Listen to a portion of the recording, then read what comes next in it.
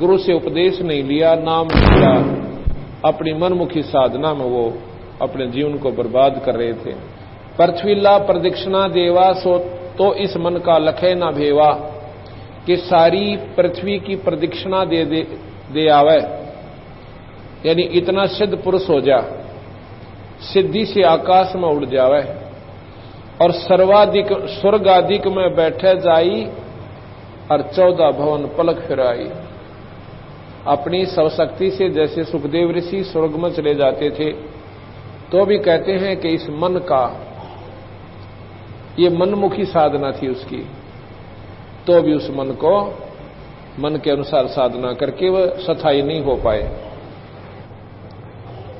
सो तो मन के हाथ बेकाना, बहुर भय है शुक्र सवाना। ऐसे ऐसे सिद्ध पुरुष जिन्होंने सिद्धियां प्राप्त करी, आकाश में उड़ जाते थे, ना जाने कितने लोगों को चमत्कार दिखा के वाह वाह के पात्र बनते थे। बंदी छोड़ भगवान कहते हैं गरीबदास जी कि वो सब मन के हाथ बिके हुए थे, मनमुखी साधना कर रहे थे। सो तो मन के हाथ बिकाना, बहुर भय हैं शुक्र सवाना। वो फिर कुत्ते और सुअर की दुनिया में चले गए, वो सिद्ध पुरुष जिनको सही नाम पूरे गुरु से नहीं प्राप्त हुआ। कोटक तीर्थ जग कोट कोट तीर्थ जगदाना, नहीं नहीं रे हरि नाम समाना। करोड़ करोड़ तीर्थ कर लेवे और यज्ञ दान कर लेवे, लेकिन उस परमात्मा के सच्चे नाम के बराबर नहीं है। कोट कोट तीर्थ जगदाना, यज्ञ जग, क्योंकि महाराज ने भाषा को विशेष महत्व नहीं दिया। जैसे भी अपनी हरियाणवी ला लो, किसी भी प्रकार के क्षेत्र की जैसी भी भाषा होती है उसी में समझाने की कोशिश करिए।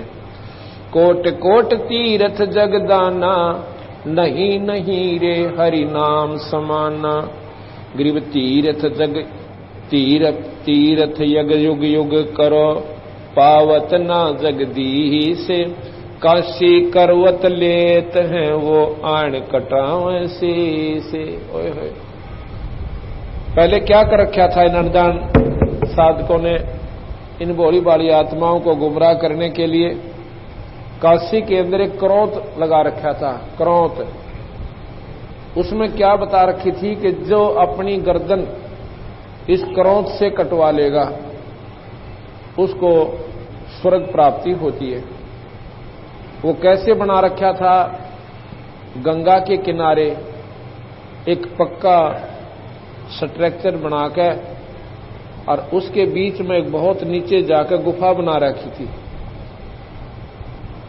और वहां पर उसको लिटा दिया जाता था कि तू सो जा आराम से, आंखें बंद कर लेना, उस परमात्मा का हुक्म होगा। कहते हैं उस समय वो करौत अपने आप आ जाएगा। वो अपना बैठ जाता था, लेट जाता था और उधर से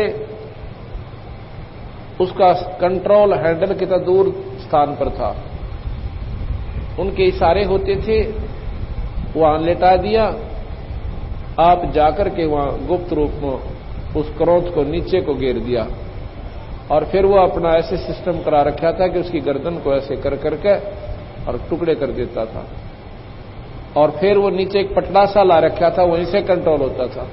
उसको नो का नो गंगा में सरका दिया करते थे। ऐसा वहां पर काशी के अंदर इन अनजान साधकों ने बड़ी बड़ी आत्माओं को इतना गुमराह कर रखा था। तो गरीबदास जी महाराज कह रहे हैं, गरीब तीर्थ जग युग युग करो, पावत ना जगदीश। काशी क्रोत लेत हैं वो जा कटावे शीश। तीर्थ व्रत अरु जोग जुगादम, नाम बिना सब कूड़ समादम। कर्म कांड से पावै राजम, जन्म पूर्व ले बिगड़े काजम। तीर्थ व्रत योग चाहे कितने दिन ताई करते रहो, नाम बिना सब कूड़ संवादम।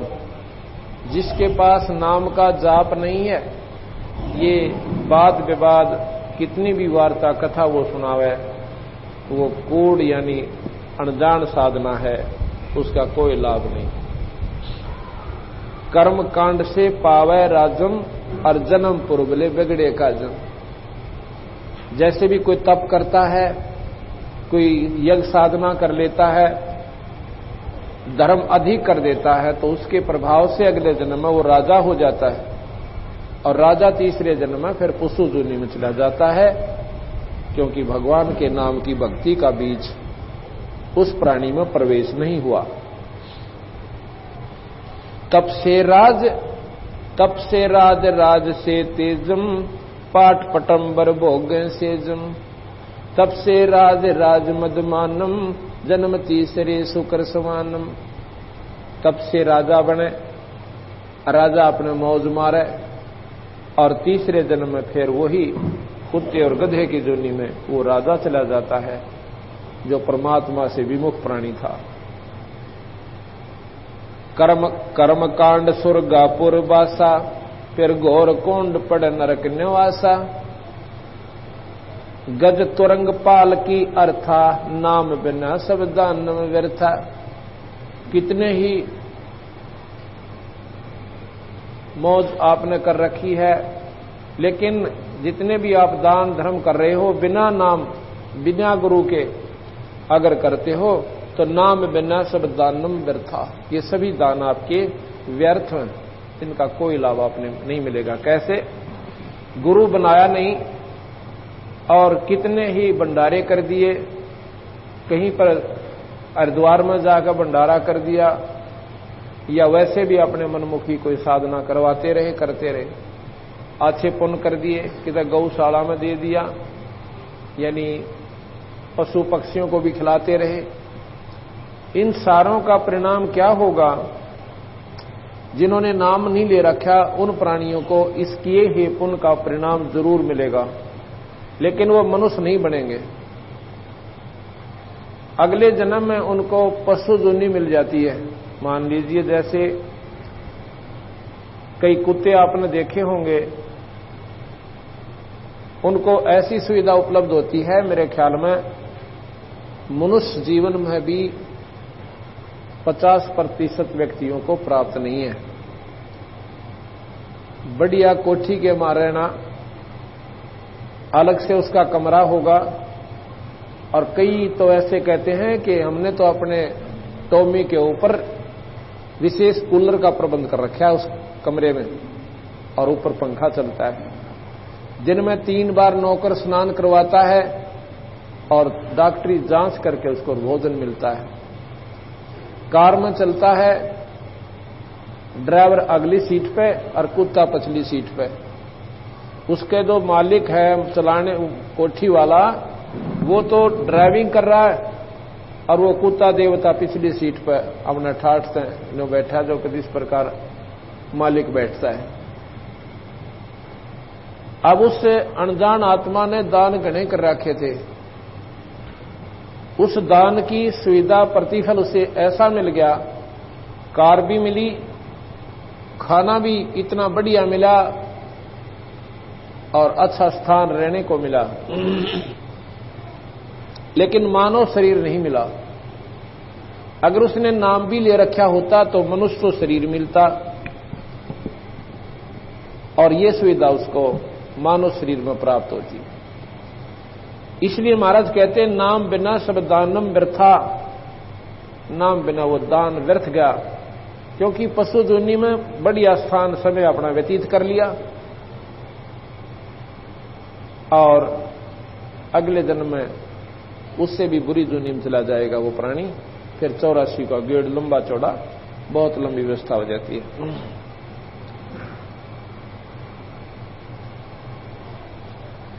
तीर्थ व्रत दान पुण्य कीजय, चरण कमल को संकल्प दीजय।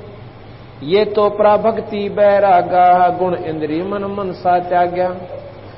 तन मन धन संकल्प कर दे ही, सो साधु है भक्ति स्नेही। संकल्प किया संख गुण होई, अकल अपिंडी अखंड बीज है सोई। सोई बीज भोग्या भगवाना, संकल्प किया द्रौपदी दाना। कंदुर सुदामा अर्पण कीने पल में पुरी राम रच दीने। दान पुण्य की करे न आशा जो अर्पे सो पुरुष निवासा। शिकल बिकल व्यापै ना कोई साधु रहे चरण मुख गोई। मेर कुबेर और रोटी दाना चरण कमल अर्पण कर प्राण। इस प्रकार महाराज बताओ से कि भाई दान पुण्य भी करे तो बिना किसी इच्छा के करे। हमने मान लीजिए कोई अपनी मनोकामना पूर्णा के ताई और कोई भी धर्म का काम बोल दिया कि ऐसा करवा दो मेरा ये काम हो जाए, ठीक है वो काम आपका होगा, लेकिन वो पुण्य आपको आगे काम नहीं देगा, वहीं समाप्त हो जाएगा।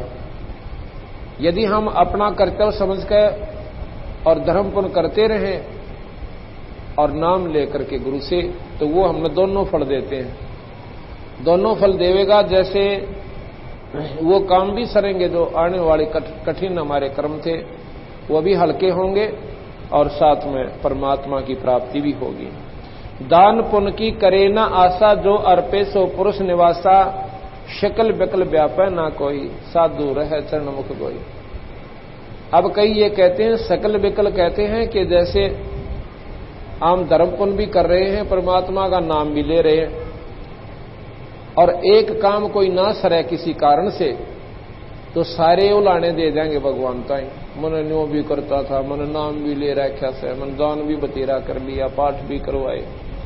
कहते ये नहीं, अपना देखा फिर तमाशा उस सतगुरु का। हो सकता है कोई ऐसा कर्म हो कि थोड़े बहुत कष्ट में और बड़ी बीमारी टलती हो, अपने मंदी छोड़ पे विश्वास रखे।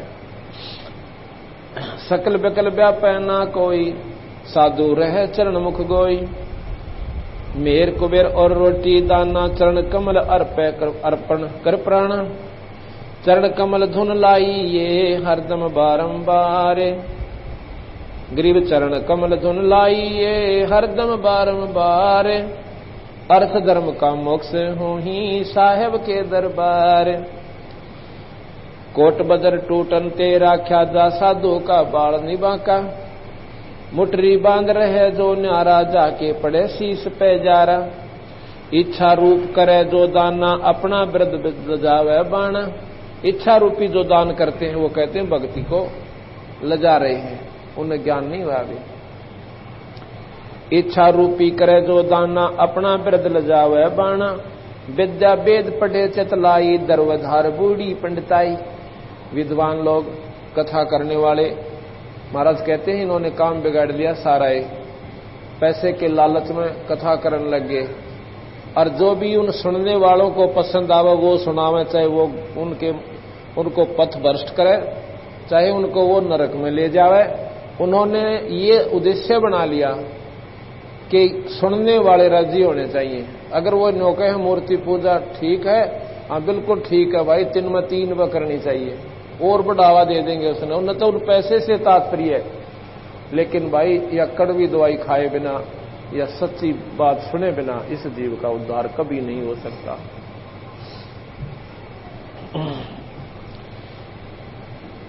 कहते हैं विद्या वेद पढ़े चितलाई दर्वधार बूढ़ी पंडिताई। दर्व कहते हैं धन को। इस धन की धार में या विदुता नष्ट कर ली, बूढ़ी पंडिताई डूब गई वो विदुता, भगवान की जो पंडिताई खत्म होगी। इतने पंडित आशा माही गुण गायत्री का बल नाही।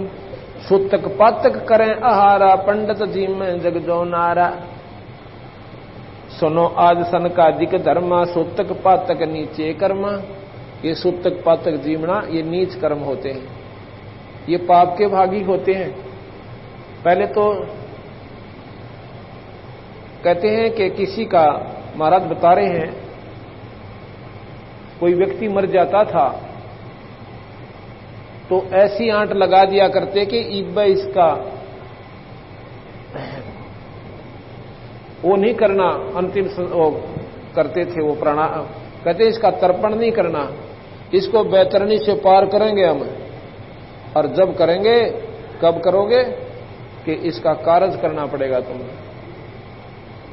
13वीं का तार निकाडा कारज जीवनता ही। 13वीं को जो समापन करना था वो समागम वो नहीं किया। क्यों नहीं किया क्योंकि भाई कार्य और करना पड़ेगा तुमने, ना तो इतना अनर्थ हो जाएगा, ऐसा हो जाएगा। तो बंदी छोड़ भगवान कहते हैं ये दर्वधार बूंदी बूढ़ी पंडिताई, इस माया की लहर में वो ज्ञान बह गया उन लोगों का। पंडित कौन होते थे? पंडित बताता हूं आपको, जैसे पंडित कैसे होते थे, जैसे गामा जी पंडित थे। पंडित नाम है विद्वान का जिसने पूर्ण ज्ञान हो कि ऐसे कर्म करने से हमें ये हानि होगी और ऐसा कर्म करेंगे तो हमारा धर्म नष्ट होगा, हमारे को पाप लगेगा। सुदामा ब्राह्मण थे, पंडित थे। ब्राह्मण सोए जो ब्रह्म पहचाने, जो आत्म तत्व का ज्ञान जिस प्राणी को हो जाता है वो ब्राह्मण कहलाता है। नहीं कोई जात की फीत से ब्राह्मण नहीं बनता। अब जैसे कोई वैद्य कवावे, उनका कोई बड़ा व्यक्ति वैद्य था, 5वां 6ठा दादा, और अच्छा वैद्य था। अब उसके बाद उन सब ने अपने पीछे वैद्य रख लिया। अब वो एक समूह बन गया वैद्य। अब अपने पीछे लिखते हैं कि रामनाथ वैद्य, और कपड़े की दुकान है। ये उस तरह को पूछे पेट के दर्द की दवाई को मन ना मेरा वैद्य क्यों लिख रखा? वो एक वैसे परंपरा बनी हुई काम वैद्य थे, हमारे पूर्वज जो है वैद्य के नाम से जाने जाते थे। इसी प्रकार पंडित एक जाति को हमने मान लिया, चाहे किसी ने कति अनपढ़ हो वो भी नो पंडितता में, वो तो एक वो परंपरा बना ली, वो एक समूह का नाम पंडित धर लिया। वो पंडित नहीं है। पंडित वो है जो मार्गदर्शन करते हैं, जिनको विद्वान कहा जाता है। और वो पंडित जो हैं उनके द्वारा किया गया गुमराह प्राणी भटकता है, भ्रमता है, वो दोषी कहला है। तो उसके लिए महाराज कहते हैं सूतक पातक नीचे कर्मा, सुनो आज सनकादिक धर्मा, ये सूतक पातक नीचे कर्मा। सुदामा जी पंडित थे, उसकी पत्नी ने बहुत ही प्रार्थना विनय करी कि देखो हम बहुत टोटे में दुखी हो रहे हैं, और बच्चे हैं ये भी बेचारे कई बार तो रोटियां बिना सो जाते हैं, और आप कहते हो कि कृष्ण जो राजा है मथुरा के, द्वारका के, वो मेरे साथी थे, सहपाठी भी थे, और सहपाठी का प्रेम कुछ न्यारा होया करे। आप जाकर के उनसे कुछ धन मांग लाओ। तो सुदामा ने बोला बात सुन भगवान कि ये शरीर जा सकता है, पर सुदामा मांगे को ना। ब्राह्मण का फर्ज मांगन का नहीं बनता। मेरे को कर्म में मार रह रही है, मैंने पिछले जन्म में पुण्य नहीं कर रखा, इसलिए मुझे ये उपलब्धि नहीं हो सकती। वह फिर पीछे पड़ी रही, नहीं मानी तो फिर चला जाता है। वहां जाकर भी कृष्ण ने पूछा कि सुनाओ महाराज जी के हाल से आपका? सुदामा अगजी मोह दोरी से थरे बागते, अपने मुंह तन्यों नहीं कहा कि महाराज जी कति बयान माटी हो रही है, कतई नहीं कहा, अगमोद से महाराज जी दया से। और 7वें दिन नो का ने उठ कर आ गया, अपने मुंह से ना मांगया और ना उन्होंने दिया।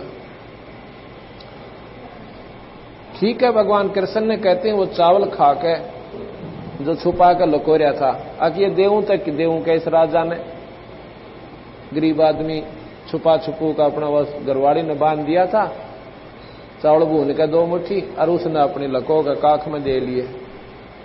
कृष्ण जी ने कहा कि भाई एक बात होता, भाभी ने क्या भेजा मेरी खातिर? बोले कोई ना काख ना न्यू करे। कहते हैं जब वह चादर खोस ली जिसमें वह एक पल्ले में बांध रहा था, आदमी बोला बड़ा आनंद आया तो आज आपके चावल में।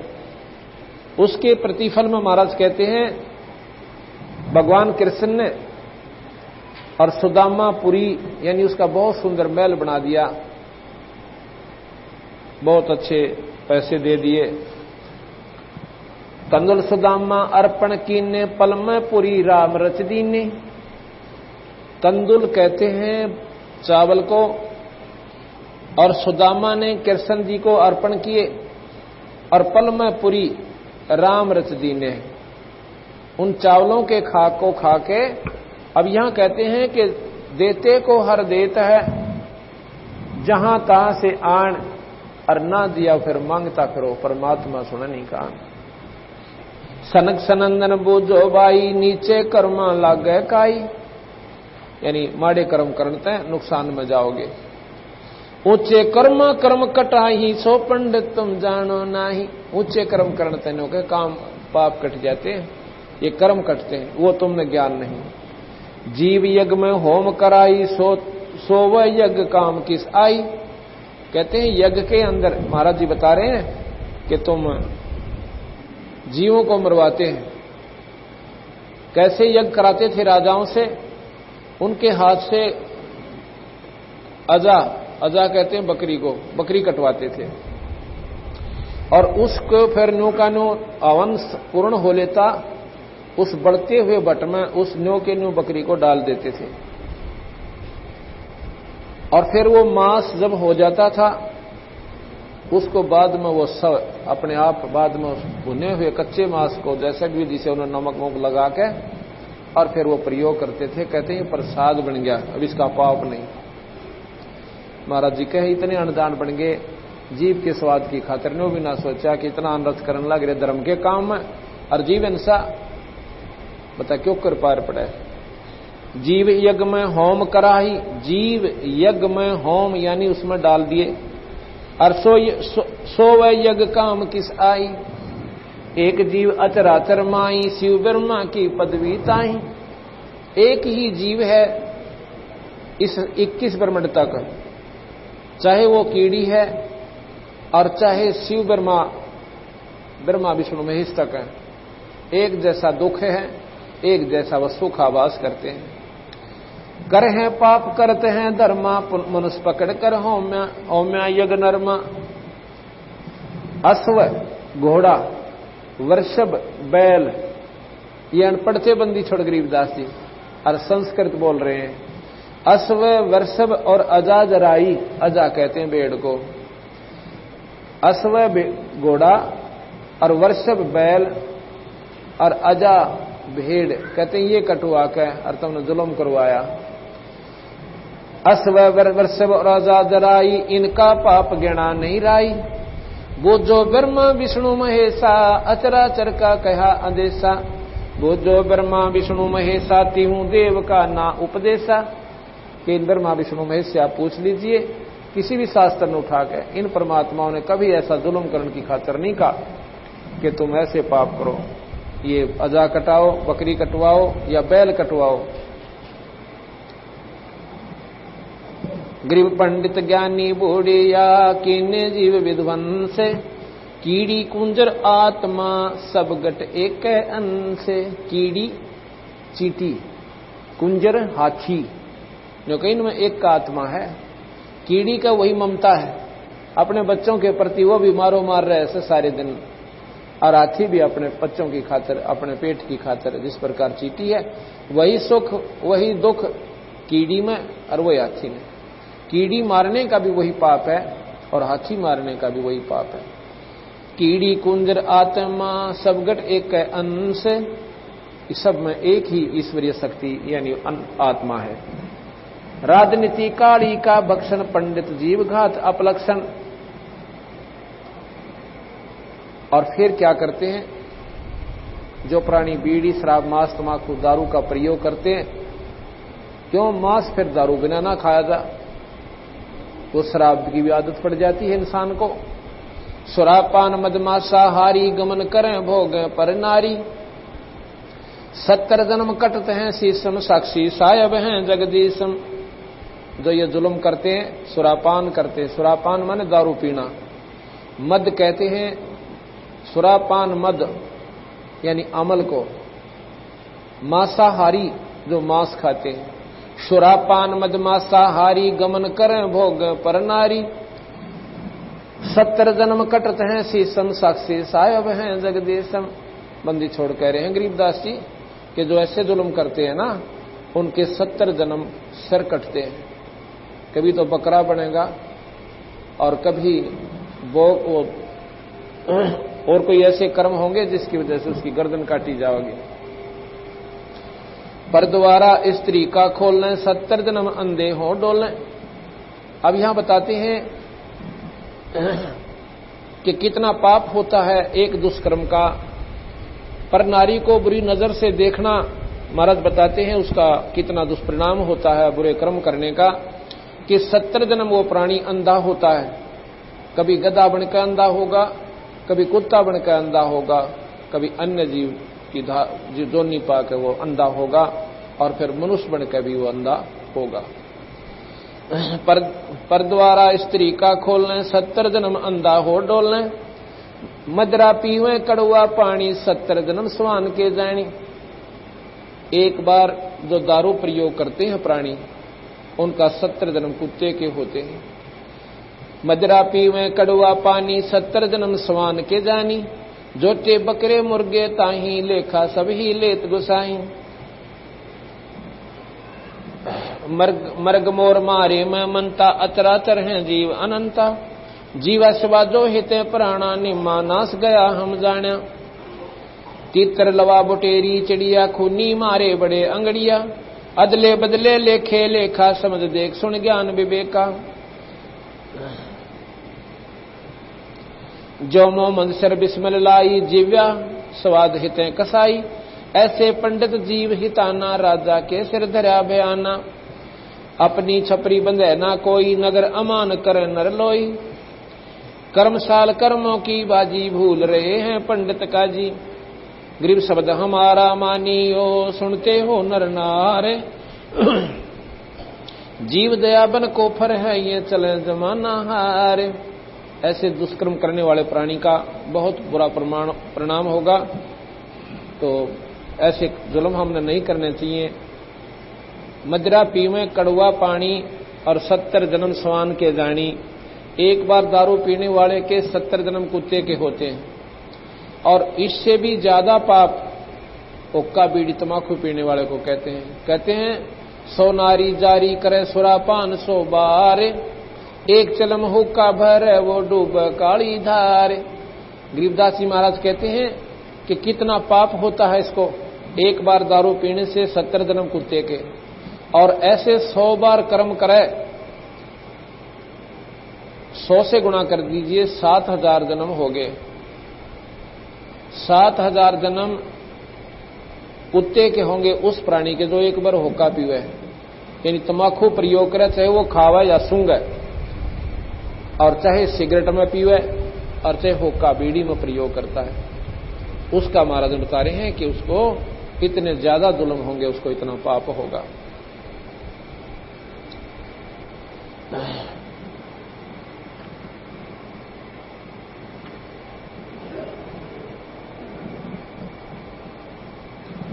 अब नाम के बारे में मैं तो बता रहे हैं कि हम मनमुखी साधना करते हैं।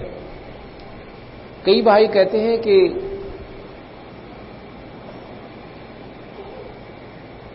परमात्मा के केवल स्तुति कर लेने से, आरती करने से या परमात्मा के दर्शन करने मात्र से, कई कहते हैं कि हमने भगवान के दर्शन हो जाते हैं, जैसे कभी सौपन में कभी वैसे भी। तो महाराज कह रहे हैं ये तेरी पिछली कमाई काम कर रही है, लेकिन मुक्ति का अभी तक आपको कोई लाभ नहीं हो रहा। और नाम जो है अधिकारी बिना दिया नहीं जाता, और जब वैसे दे दिया तो काम नहीं करता। किस प्रकार कि जिस प्रकार एक सीप होती है समुद्र में जिसमें मोती बनता है, जैसे आपने शंख देखा होगा, शंखले से होते हैं, ऐसी उसकी आकृति हो से ऊपर का शरीर उसका शंख जैसा हो है, लेकिन उसका आकार थोड़ा चपटा चपटा होता है। उसमें एक जीव होता है, और वो जीव एक पानी की बूंद लेता है आकाश से। वो बूंद उसमें प्रवेश कर जावे आकाश के पानी की, समाति बोलते हैं उसको। और वो बूंद ऊपर का जो जल उसको मिल गया तो वो उसमें मोती बना देता है। यदि कब वो जल उसमें कब प्रवेश करता है, जब उसका वो मुंह खुला हो, अंदर उसको तड़फ बनती है और ऊपर आके वह समुद्र के ऊपरले हिस्से में मुंह खोल देती है। उसमें बारिश हो रही हो तो उसकी एक बूंद उसको काफी है और उस बूंद को लेकर मुंह बंद करके वो वापस पानी में चली जाती है। उससे वो मोती बन जाता है। अगर वो मुंह ना खुला हो और चाहे उसके ऊपर फिर सारा इंद्र बरस ले, कितनी तगड़ी बारिश हो जावे, उसमें वो मोती नहीं बन सकती। इसी प्रकार जिस प्राणी की अंतरात्मा में सच्ची लगन भगवान पाने की और नाम लेने की हो जाती है और उस तड़प के साथ वो नाम लेकर फिर अपनी साधना शुरू करता है तो उसको लाभ होता है।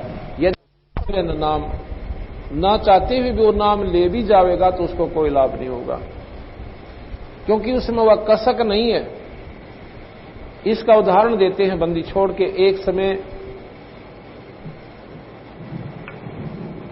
इस पार्वती के जो भगवान शिव की पत्नी है 107 जन्म हो लिए।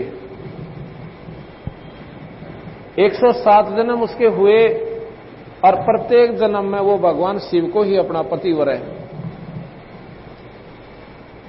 और वो मर जावे भगवान शिव न्यू का नूर है। 108वां जन्म जब उसका होता है और गौरी नाम से वो उत्पन्न होती है, शिवजी से ब्याह हो जाता है। उस समय एक दिन नारद जी जाते हैं और पार्वती से कहते हैं, माता अकामबाई,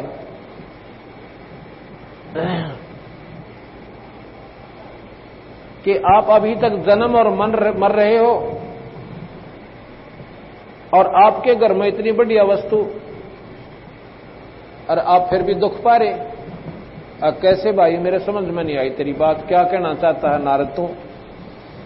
माता मैं बताऊं, भगवान शिव के पास एक ऐसा मंत्र है, अमर मंत्र, यदि वो आपको सुना दें, यानी आप उससे नाम ले लो उनसे, वो मंत्र आपको बता दें तो आपकी मुक्ति हो जाए।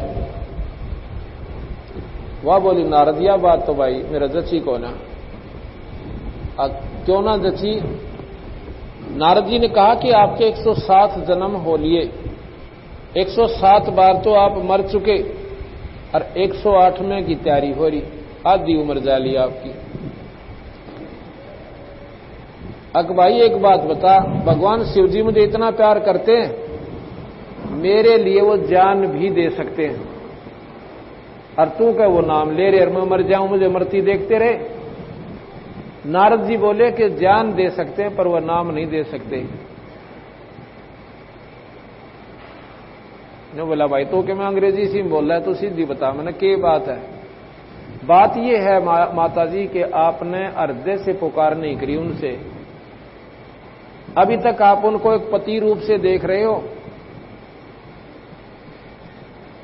और जब उसको दूसरी दृष्टि से भगवान स्वरूप मान के और गुरु रूप से उसकी दृष्टिकोण से देखोगे और चरणा में पड़कर छक्कर रहोगे तड़प के साथ और फिर प्रार्थना करोगी, जब यो नाम मिलेगा और काम भी जब ही करेगा। और बताऊं क्या कि जो थारे घर में वो 107 खप्पर टंग रहे हैं ना, वो कंकाल तेरे सिर के हैं माई। मेरे सिर के? हाँ तेरे सिर के हैं भाई। और वो कई भगवान शिव जी भी अपने गले में गाल ले, गिनती करे है कि 107 बार मेरे लिए निर्वाह, कई भी समझ में ना आती इसका नाम ले लूं, पर कहता कोई ना। वह बोली रहता ने तो जुल्म कर दिया, मैं कितना जोगी भी ना छोड़ी तो नहीं गलत मानू तो वह दस्ती ना, क्योंकि वो 107 सिर। पर आज पूछूंगी वह किसके से, आज पूछिए मत ना, तू पाया में पड़ जाइए, भी पूछने में लागी रहेगी बावड़ी। पैरा में पड़ जाना और जब छोड़ना, जब नाम देने की यहां भर लें कि दिन में पूछा किसके हर तरह जचा ना जचा। अरे भाई ठीक से, तो उसको ऐसी लगन लगी कि नारद बिल्कुल सही खबर ले आ कर और आज मेरे कोई 16 दिन आगे हैं और 107 दिन मैंने भोग लिए। अब देखो विचार करने की बात है। एक बार राजा दक्ष ने यज्ञ की थी और पार्वती वहां चली जाती है अपने पिता के घर पे। पार्वती ने अपनी मर्जी से शिव से शादी करी थी, राजा दक्ष नहीं करना चाहता था, कतई नहीं करना चाहता था। और पार्वती ने अपनी चिट्ठी लिखकर नारद जी को दे दी थी, अब नारद जी मेरा यूं काम तो जरूर कर दे कि शिव आ जावे शादी अपनी बरात लेकर, मैं जानू मेरा काम जाने। नाटन दे पिताजी ने। शिव जी आया था तो और भी राजा आ रहे थे, वो भी आगे, और भी बहुत देव आए हुए थे। तो पार्वती ने शिव के गले में माला डाल दी, अपने पिता की मर्जी के खिलाफ शादी कर ली थी। उसने दक्ष ने कह दिया था कि मेरे घर पर नहीं आ जाएगी आज के बाद, तू अर्जा कर ले ब्याह अपना, भाग जाए यहां से। तो वो चली गई थी। एक दिन राजा दक्ष ने यज्ञ कर रखी थी।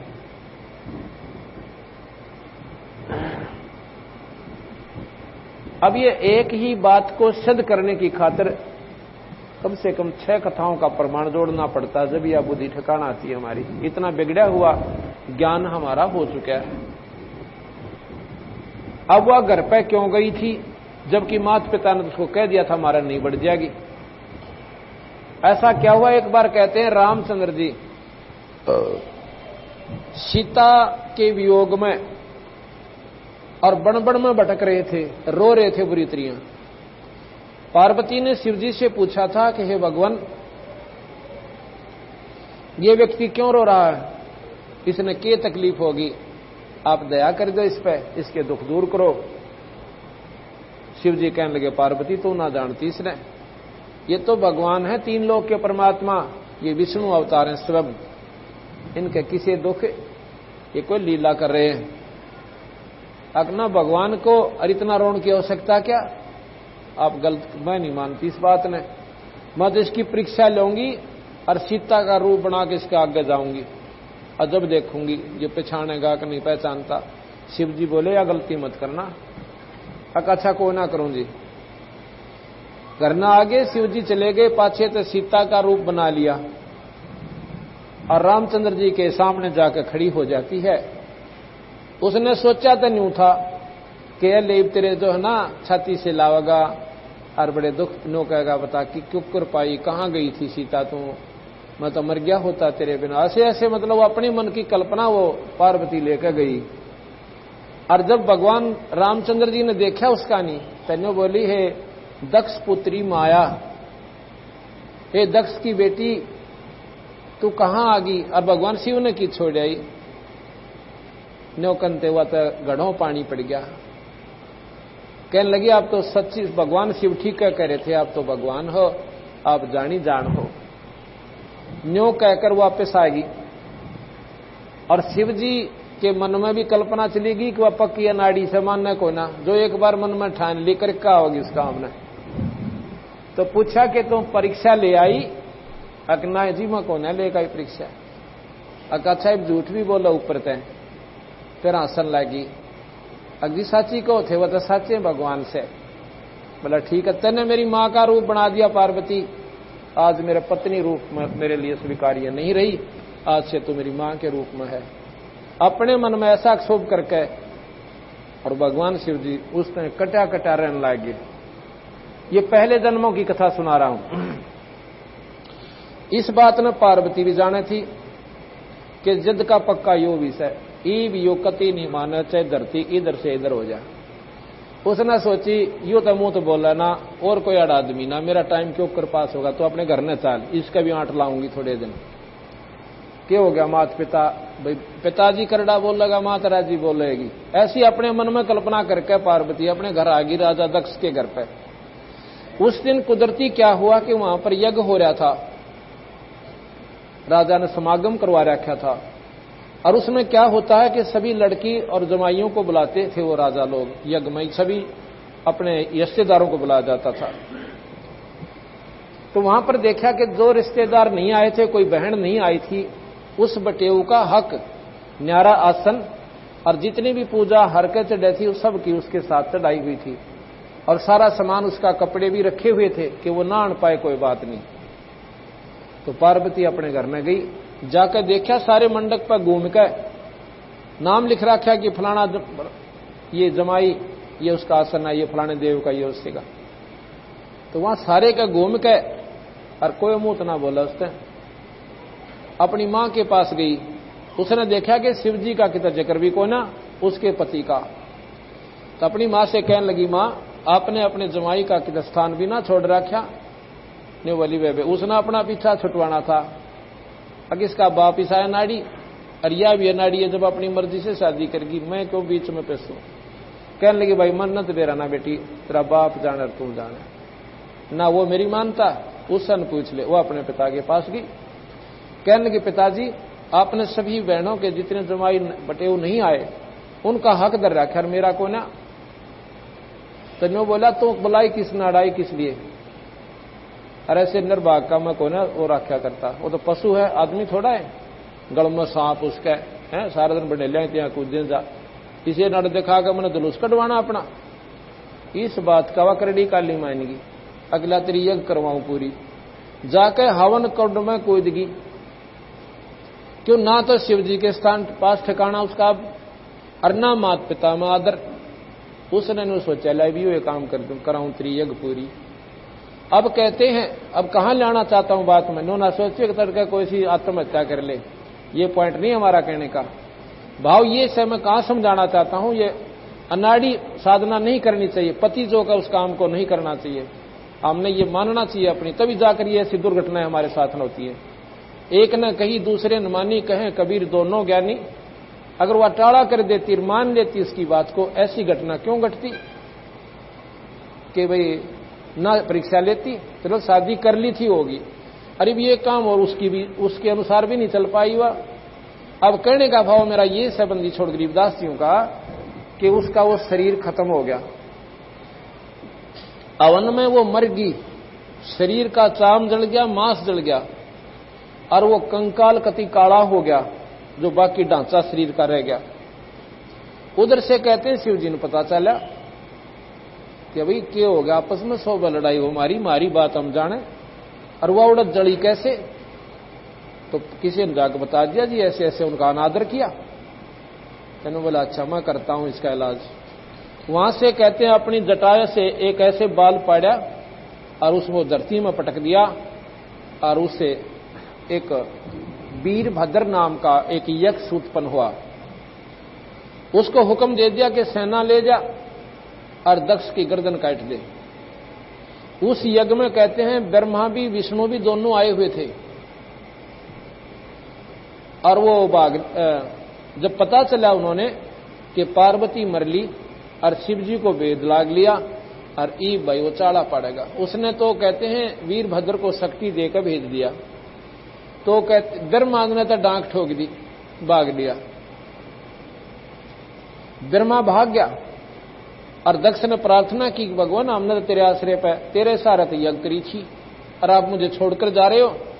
ब्रह्मा जी बोले भाई देख बात सुन राजा, वीरभद्र के सामने टेकन की मारी हिम्मत कोई ने। ब्रह्मा जी खिसक गया, अब विष्णु जी भी खिसकन लग गया। ये शिव पुराण में कथा है, कहते को सोचा मैं आप पकड़ कर बताऊं सो। शिव पुराण जो कि हमारे प्रमाणित शास्त्र हैं, विष्णु जी भी खिसकन लग गया तो चरणा में पड़ गया। दक्ष ने बोला महाराज जी आप तो छोड़ कर ना जाओ। तो विष्णु जी भी कहता भाई देखो मारे बस का सौदा ही उससे को ना, हम तो यज्ञ कराना आए थे, थारे यज्ञ उठन आए, लड़ाई उठन आए थे। ने बोला जी कुछ भी करो, मैंने एकला छोड़ कर मत जाओ। विष्णु जी खड़े हो गए, वीरभद्र आ गया, सभी सेनाओं को राजाओं को काटता मारता विष्णु जी के सामना आमना हो जाता है। कहते हैं विष्णु जी को ने अपना जो पहले तो तीर छोड़ा तो उसने अपने त्रिशूल से उसका वो तीर काट दिया विष्णु जी का। फिर क्या कहते हैं कि उसने सुदर्शन चक्कर छोड़ा, सुदर्शन चक्कर भी उसने अपने त्रिशूल से काट दिया। और विष्णु जी ऐसे हो गए जैसे मूर्ति हो अग्र पत्थर की, स्तब्ध हो गए।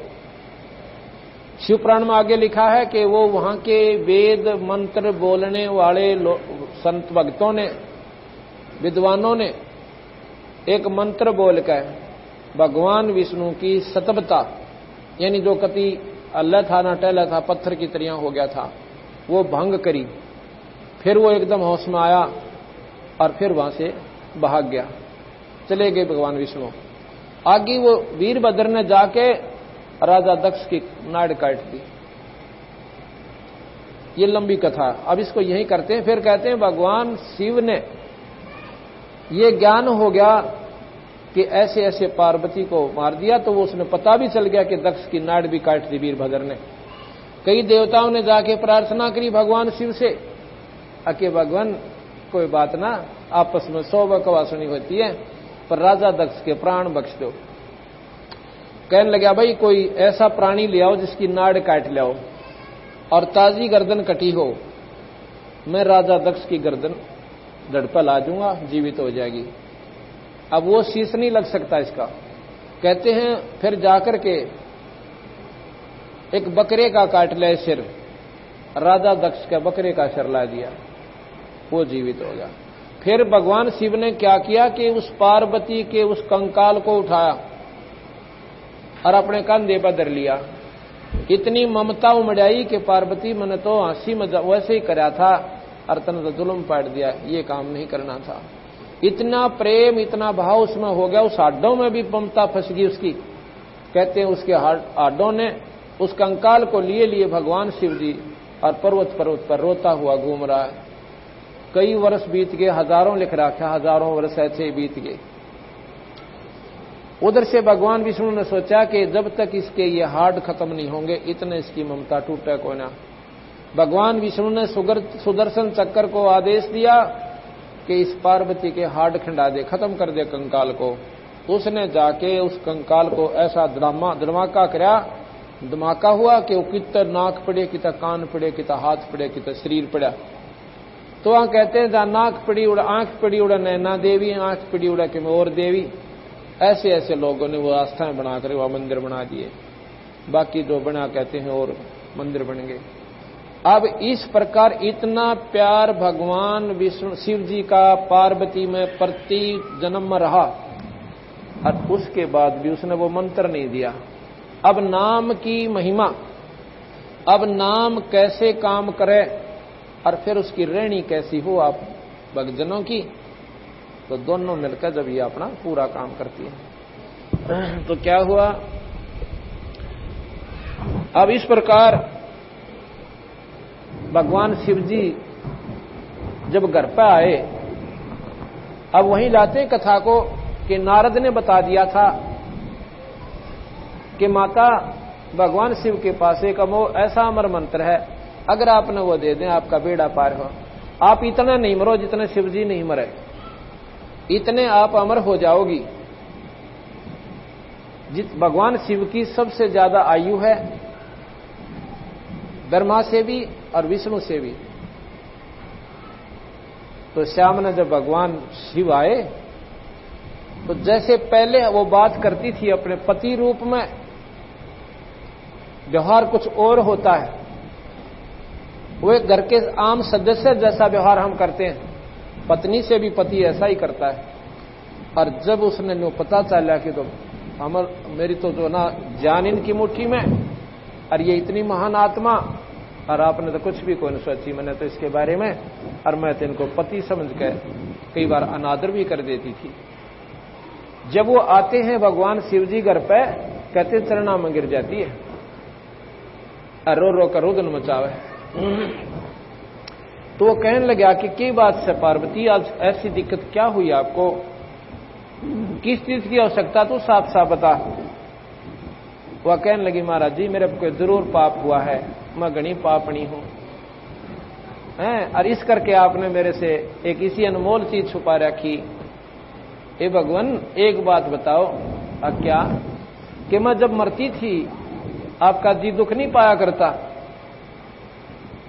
कब मरती थी तो अभी मरी कहां है, अग्नियों ना बकाओ। ये खप्पर किसके हैं, ये कंकाल किसके सिर के। अब शिव जी ने सोचा आज तो भैया दूसरी भाषा बोला, ये इसके लेवल का ज्ञान नहीं है।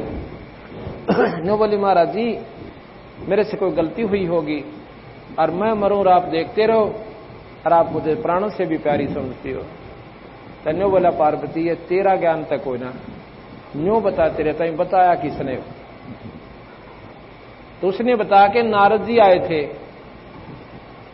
और वो मेरे को बताएंगे कि आपके पास एक ऐसा अनमोल मंत्र है, और आप मुझे कृपा कर दो दासी पे, ये महाराज जी मेरी दुर्गति मिट जा। नो बोला आज दूंगा तेरे को नाम, आज तो नाम पाने के अधिकारी होगी। आज जो तेरे अंदर वो कमल है परमात्मा की भक्ति प्रवेश करने वाला, आज खिल चुका है। आज तेरा हृदय नर्म कोमल हो गया कमल की तरियां, इस पर कोई मैल नहीं है। और इस भाव से जो नाम प्राप्त करता है प्राणी, वो नाम अंदर जाकर काम करता है।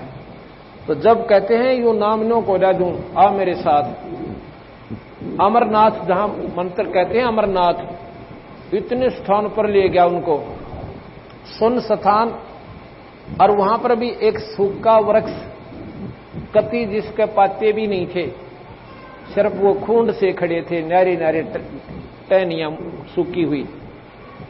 और नो देख लिया कि वृक्ष में हो सकता है कोई पक्षी आ जा, पत्ता में मन दिखा ना ही, और यहां पर मैं देखता भी रहूंगा कि कोई प्राणी इस मंत्र ने ना सुन ले और वो अमर ना हो जाए।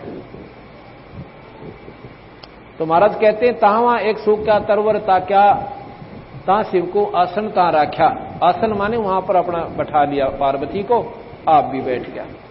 और फिर कर से लाई 3 तारी, उड़ गए पक्षी नर और नारी। ऐसी भयंकर आवाज हुई 3 तारियों की, जैसे बम पटा करे। आसपास के पक्षियों भी कोई था वहां पर, तो वो भी कहते काफी दूर उड़ गया। उसके अंदर एक वो खोगर थी, एक ऐसा थोथा स्थान था खोखलाहा, उसमें एक तोते, मादा तोते ने अंडे दे रखे थे। उसने 3 तारी जब बजाई भगवान शिव ने, जितने अंडे जो ठीक थे उनमें बच्चे बनकर वो भी उड़ गए, लेकिन एक गंदा अंडा बाकी रह गया। और वो अंडा एक प्राणी का था, जिसके निमित्त वो जुनी भोग रहा था। उस गंदे अंडे में भी वो प्राणी अपना पड़ा हुआ सिड़ रहा था।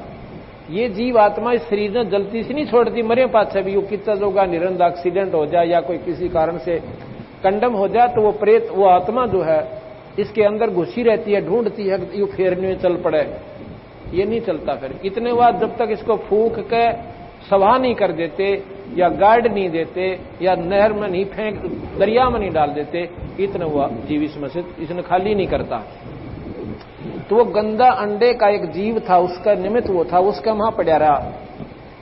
अंडा खत्म हो लिया था, वो गढ़ बच्चा बनने जोगा नहीं रहा, उसमें जो उसका अंग नहीं बन पाया था। अब भगवान शिव ने कहते हैं वहां पर वो अपना कथा सुनानी शुरू की। अपनी कृपा से उस माई को अंदर के कमलों के बारे में जानकारी दी।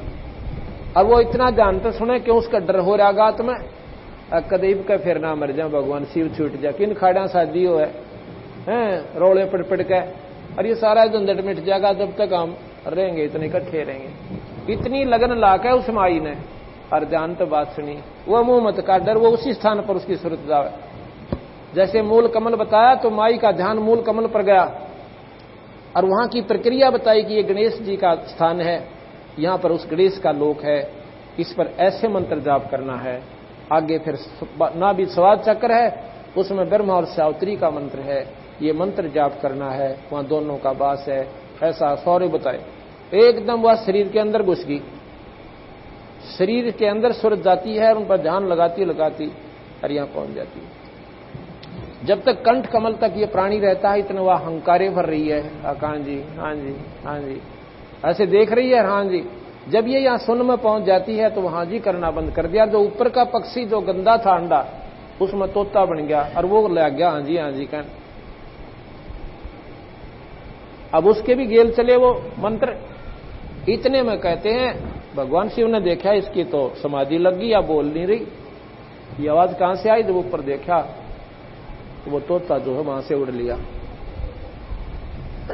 भगवान शिव उनका पीछे पड़ लिया, वो जाकर तोते के शरीर ने छोड़कर वेद व्यास की पत्नी ने जमाई ली, जमाई के द्वारा वो सूक्ष्म रूप के द्वारा और गर्भ में चला गया और वहां जाकर के सुखदेव का के रूप में फिर 12 साल उस मां के गर्भ में रहकर उत्पन्न हुआ। ये सुखदेव जी की उत्पत्ति भी इसी कथा में आएगी। इस प्रकार उस पार्वती को कबीर भगवान शिव ने अमर कर दिया।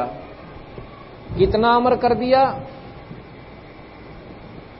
जब तक भगवान शिव रहेंगे पार्वती उनके साथ रहेगी, और जब महाप्रलय होगी, जब ये सभी नष्ट हो जाएंगे, वो फिर दोबारा इस मर्तमंडल में ऐसे चक्कर काटेगी जैसे पहले काट रही थी।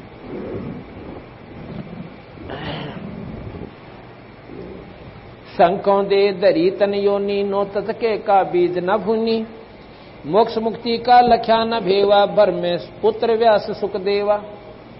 अब देखो,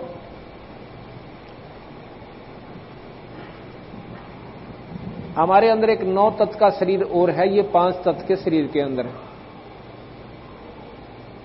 उस शरीर में, इस शरीर के माध्यम से हमने उस 9 तत्व को परिपक्व करना है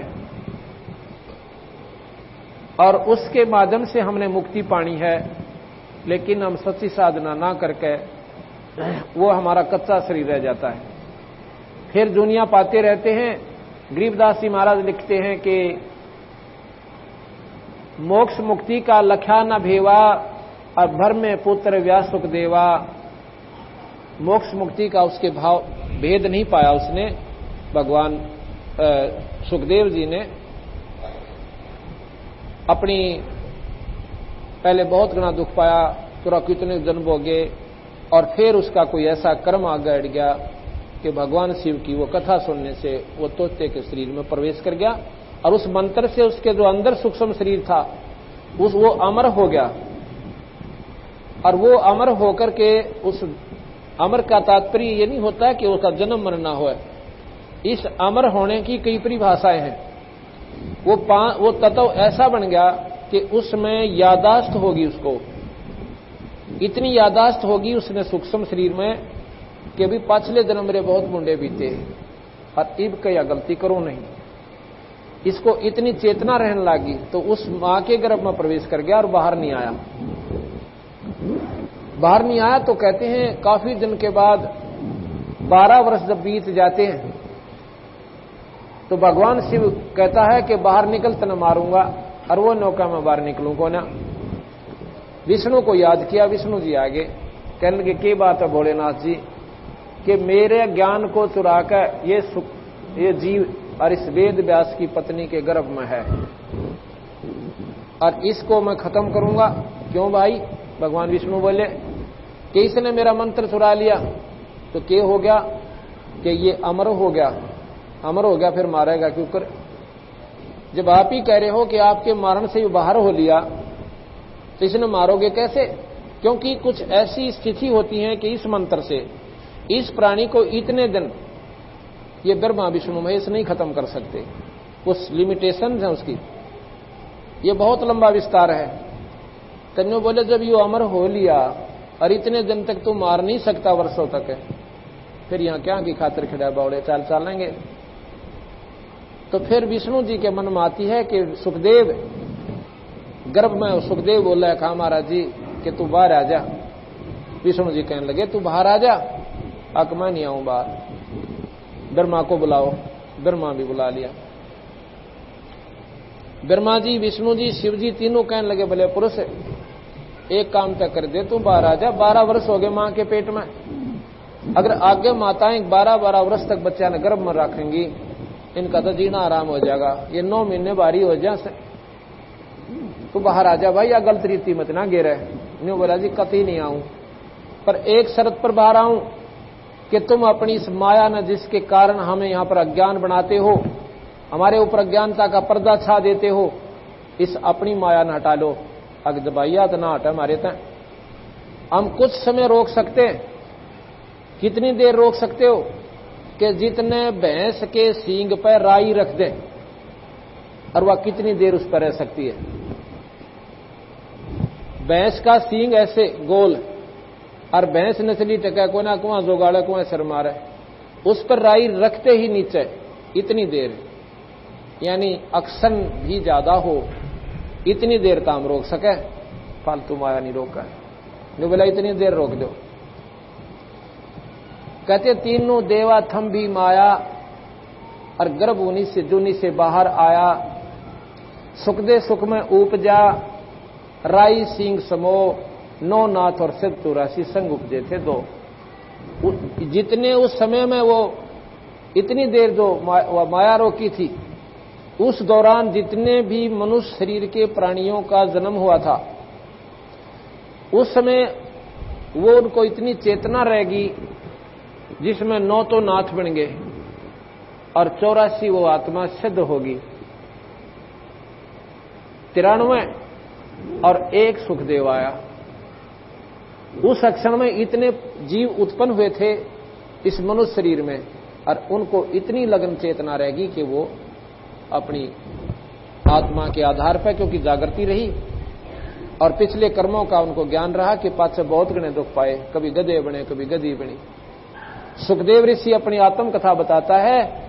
एक महात्मा बोला ऋषि जी कि भाई सुखदेव तू तो बहुत ध्यान मगन रहता है, तो थोड़ी बहुत देर बैठा भी कर हमारे साथ।